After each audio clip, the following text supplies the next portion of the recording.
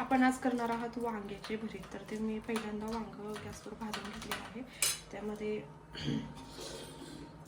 कांदा, कच्चा कांदा घालायचा, कोथिंबीर घालायची. कोथिंबीर नंतर टाकली तरी चालेल, कारण आपण त्याच्यावर कडलेलं तेल टाकणार आहे फोडण्यासाठी. तर हे तुम्ही बघू शकता.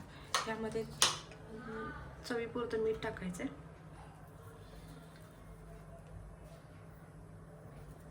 आणखी चवीपुरती चटणी, तुम्हाला जसे तिखट लागेल तसे त्या हिशोबाने तुम्ही टाकू शकता.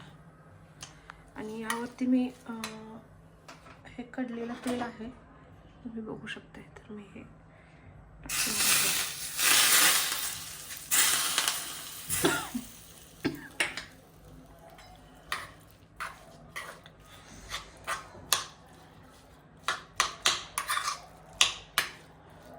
खायला एकदम टेस्टी लागतं. हे तुम्ही एकदा करून बघा,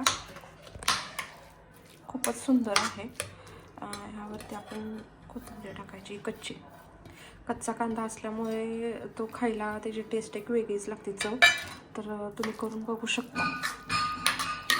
खूप असं सुंदर झालेलं आहे हे वांग्याचं भरीत. आणि याच्यासोबत तुम्हाला हे भाकरीसोबत तुम्ही खाऊ शकता.